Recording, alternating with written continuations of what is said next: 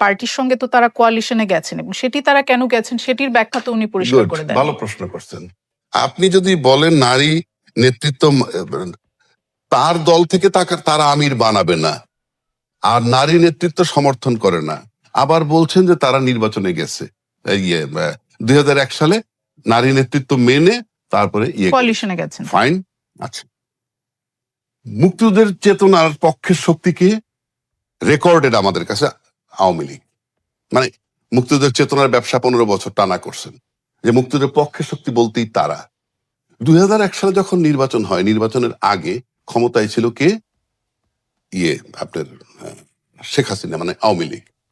2001-এ যখন জোট হয় জামাতের সাথে, জামাত একটা স্বাধীনতা বিরোধী শক্তি, সেই স্বাধীনতা বিরোধী শক্তির সাথে বিএনপি মিলে একটা জোট করলো। জোট করলে নারীতে তো মেনে নিছেই, ওই সময় রাজনীতির স্বার্থে মেনে নিছে, আর তার আদর্শের সাথে মেলে না, কিন্তু বিএনপিও তো স্বাধীনতা বিরোধী শক্তির সাথে নিয়ে মুক্তিযুদ্ধের পক্ষের শক্তি শেখ হাসিনাকে ডিফিট দিল। এটা কোন থিওরি? এই জামাত বিরোধী শক্তি, স্বাধীনতা বিরোধী শক্তি, তার সাথে বিএনপি জোট বানাইয়া স্বাধীনতার পক্ষের শক্তি আওয়ামী লীগের পরাজিত করলো, আবার তাকে মন্ত্রী বানাইলো, আবার এখন আপনি স্ট্যান্ড নিতেছেন। আপনার বক্তব্য পরিষ্কার, আপনি বলেছেন জামায়াতের আমিরের বক্তব্য এই বিষয়ে পরিষ্কার। আমি সেজন্যই বললাম এই বিষয়টি পরিষ্কার না, যদি তারা পরিষ্কার করে দিচ্ছি। তার মানে রাজনীতি আদর্শ বলতে কিছু নাই কোন দলের। আমি যদি বলি জামাত, তারও আদর্শ নাই। কারণ এখন যদি বলেন জামাত ইচ্ছা করলে কি জোট করতে পারে, যদি জামাতকে অ্যালাউ না করে? কারণ জামাত ছোট দল, কিন্তু তাকে অ্যালাউ করছে কেন? রাজনীতির স্বার্থে। সুতরাং এই রাজনীতির স্বার্থে স্বাধীনতার পক্ষ, এটা একটা ন্যারেটিভ, অকেজ মিথ্যা প্রতারণার সামিল। তা না হলে আপনি এরশাদ বিরোধী যখন আন্দোলন হয়, তখন জামাতের সাথে জামাত, আওয়ামী লীগ, বিএনপি 3 দলে মিলে আন্দোলন করছে। তার মানে স্বাধীনতার বিপক্ষের শক্তিকে কখনো কখনো ঘ্রাণ পান, কখনো কখনো গন্ধ পান, এগুলি চলবে না। এই সমস্ত ন্যারেটিভ বাদ দিতে হবে। এইবার আসেন নারী নেতৃত্ব, সে পরিষ্কার বলছে। আপনি যদি যারা জামাতের মহিলা কর্মী আছে না, তারা ভোট দিচ্ছে না, তার সাথে আছে না, তারা তো এটা মেনে নিছে।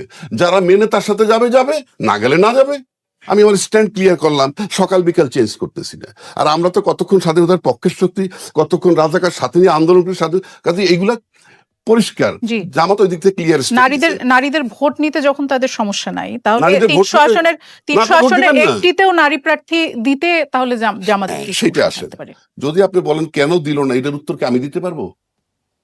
এটার উত্তর আমি দিতে পারবো, আপনি বলেন। তারপরে যদি বলি তাদের ইচ্ছা, এই ইচ্ছা মাইনে যদি কেউ থাকে তার সাথে থাকবে, না থাকলে না থাকবে। স্ট্যান্ডটা তো ক্লিয়ার, কোনো ধোকাবাজি তো নাই। আপনি বিএনপিতে তো 15 জন নারীর দেওয়ার কথা, তাও তো হয় নাই। 5% যদি হিসাব করেন, হয় নাই। তাদের ব্যাপার, এবং এটা মেনে যারা থাকবে থাকবে, না থাকলে না থাকবে। আমরা রুমিন ফারহানের মনে করছি তার মতো মহিলা নমিনেশন পেতে পায় নাই, সে স্বতন্ত্র করতেছে, দেয় নাই তো কি ইচ্ছা, দলের ইচ্ছা। এবং দলের লিডারশিপ মানলে মানবা, না মানলে না মানবো, পরিষ্কার। তো এগুলা নিয়ে তো বিতর্কে কিছু নাই। আমরা এগুলা নিয়ে দৌড় ধরে বলবো না, আমরা ভোটের মাঠে দেখবো। ভোট দেন, আপনি জামাতরে অপছন্দ করেন, আমি ভোট দিব না। তো আমি জামাতের রাজনীতি লাইক করি না, আমি এখন আলোচনার খাতির করি, আমি লাইক করি না। এখন আমার যদি প্রশ্ন করা হয় লাইক করে না, তো কোন, আমি আর্গুমেন্ট করতেছি, I am not favouring Jamaat or I am not favouring BNP. সুতরাং এগুলা বলে, এই বয়ানটা কেন আনে আমি ঠিক বুঝি না। কেন আমি বলি, জামাতের যদি 7% ভোট থেকে থাকে বা 10%, একটু বাড়ছে, এই 10% ফিক্সড, পৃথিবী উল্টে গেলেও কোথাও যাবে না। তেমনি বিএনপিরও কিছু ভোট আছে ফিক্সড, পৃথিবী উল্টে গেলে কোথাও যাবে না। আওয়ামী লীগের ভোট আছে ফিক্সড, পৃথিবী উল্টে গেলেও কোথাও যাবে না। ভয়ের জায়গা অন্য। ভয়ের জায়গা হলো 5ই আগস্টের পরে যে 4,004 কোটি ভোটার হয়েছে, তরুণ ভোটার, এটা নিয়ে হলো আতঙ্ক। এটা নিয়ে আতঙ্ক এই কারণে, 5ই আগস্টের পরে দুইটা দলের যে ন্যারেটিভ এ পর্যন্ত আসছে 18 মাস যাবৎ, সেই 18 মাস পর্যন্ত যে ন্যারেটিভ, সেই ন্যারেটিভের খাতিরে, ন্যারেটিভের বিষয়টা নিয়ে দুই পক্ষের ভিতরে কে আতঙ্কিত আমরা ঠিক জানি না। তবে ভয়ের জায়গা একটা, সেটা যারা সুনিশ্চিত বিজয় মনে করছিল যে এই মাঠটা আমার দখলে আছে, সেই দখলে যারা আছে তার টেনশন বেশি। কারণ যদি তারা বেদখল করে দেয় তাহলে খুব সমস্যা। আর যারা বাইরে আছে, যাদের হোপ নাই, তাদের কোনো টেনশন নাই। ওই জায়গাটা হলো টেনশনের জায়গা। সুতরাং আজকে যে জায়গাটায় গেছে, আপনার ওই 4 কোটি তরুণ ভোটার একটা মারাত্মক ব্যাপার। কারণ তাদের কাছে 15, 16, 17, 18 মাসের ঘটনা তাদের চোখের সামনে জল জল জল জল করতেছে। যে তাদের চোখের সামনে তাদের ভাইরা মরছে, তাদের চোখের সামনে পঙ্গু মেয়ে দাঁড়ায় আছে, তাদের চোখের সামনে চোখ নাই মেয়ে দাঁড়ায় আছে। রাজনীতিবিদদের কোনো সন্তান নাতিপুতি নাই, তাদের সব হইল বহির্বিশ্বে।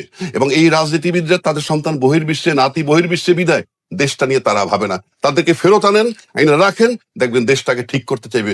আপনি দেখেন তো কার সন্তানটা গুইনে, একেবারে কর ধরে গুইনা দেখেন, আমলা, বড় বড় রাজনীতিবিদ, তাদের সন্তানরা কোথায়? আর যেটুক দেশে আছে একেবারে কঠিন গার্ডের মধ্যে আছে। আর এর বাইরে দেশটাকে যদি রাজনীতিবিদরা নিশ্চিত হয়ে দেশটাকে বানাইতে পারতো, তাহলে তাদের সন্তানকে বাইরে পাঠাইতো না।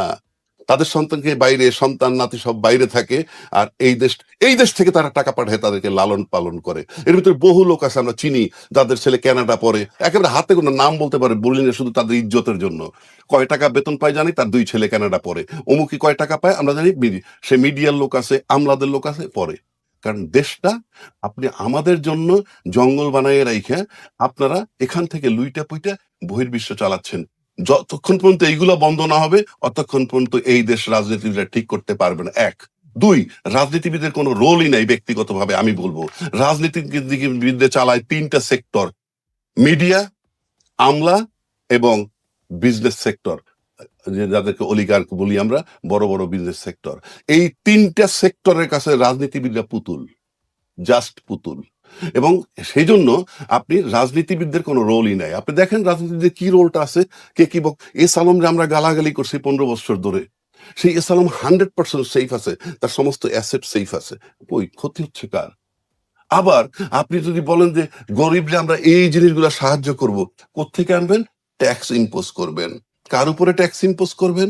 ওই বড় বড়দের, তাদের ইচ্ছে মতো, কিন্তু নিচের লেভেলে ট্যাক্স ইম্পোজ করবেন। অর্থাৎ জুলুম টুলুম সব। অ্যাডভোকেট রাজা, কি আমরা আসলে যেই বক্তব্যে, ঠিক আছে, যেটা নিয়ে আপনার বক্তব্য চেয়েছিলাম, সেটি থেকে মনে হয় আমরা একটু দূরে যাই। আমি আরেকটা শেষ জায়গায় আসি। আপনার আতঙ্কের কথা বলছেন, নির্বাচন নিয়ে শঙ্কার কথা বলছেন।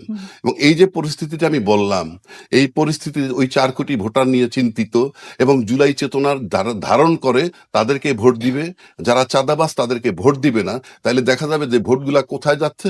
এই আশঙ্কার মধ্যে যদি থাকে, তাহলে চিন্তা করবে কোন দল ক্ষমতা আসলে সবচেয়ে বেশি ক্ষতিগ্রস্ত হয়? আমলারা। কোন দল, কারা জুলাই চেতনা ধারণ করে? যারা ধারণ করে ভোট তারা পাবে। আচ্ছা, এখন জুলাই ধারণ করে যারা, সেটা বিশ্বাস করবে, চিন্তা করবে ভোটাররা। আচ্ছা, ভোটার চিন্তা করবে যে আপনি ধারণ করেন না, রাজ্জাকি ধারণ করে না, উনি ধারণ করে। আপনি আমি চিৎকার করে বললে হবে না। সুতরাং ওইখানে একটা বিরাট আতঙ্ক রয়ে গেছে। সেই কারণে ওই আতঙ্কের কারণে আপনার নির্বাচনী যদি কোনো সংখ্যা আপনি দেখেন, যে যদি যাদেরকে প্রত্যাশা করতেছে এই দল বাদে, যদি এই যে আমরা জামাত নিয়ে চিৎকার করলাম, কোনো কারণে তারা ক্ষমতায় চলে আসে, তাতে যারা বিপদগ্রস্ত হবে সবচেয়ে বেশি, ওই বাইরের বুলি তো আছেই, সবচেয়ে বেশি ঘুষ খায় যারা, দুর্নীতি করে যারা, তারা খুবই আতঙ্কিত ওই শক্তিটা নিয়ে। সুতরাং ওই রকম যারা ঘুষখোর, দুর্নীতিখোর, তারা জামাতের আশা নিয়ে আতঙ্কিত। তারা যদি জামাত আসে, সেখানে সবচেয়ে বেশি আতঙ্কিত হবে তারা। কেন? এর কারণটা কি? এটার কারণ আমরা ইনিশিয়ালি যেটা দেখতেছি, তাতে আপনি জামাত যদি জামাত যে দাবি করছে যে তারা দুর্নীতিবাজদের প্রশ্রয় দিবে না, আপনি সেটার উপর আস্থা রাখছেন? বলছি তো, আরেকজনে তো বলে নাই।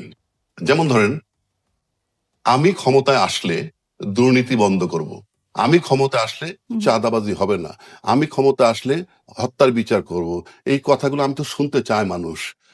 আমি ক্ষমতা আসলে, এই কথাগুলো শুধু জামাত বলছে, অন্য কোনো দল বলছে না? আমি বিডিআর হত্যার বিচার করবে, শাপলা চত্বরের বিচার করবে, দুর্নীতির টাকা ফেরত আনবে, তারপরে দুর্নীতি বন্ধ করবে, এই কথা যাদের কাছ থেকে আমরা প্রত্যাশা করি শুনি নেই। তাদের টপের কাছ থেকে আমি শুনি নেই তো। আপনি বলেন, আপনি শুনছেন?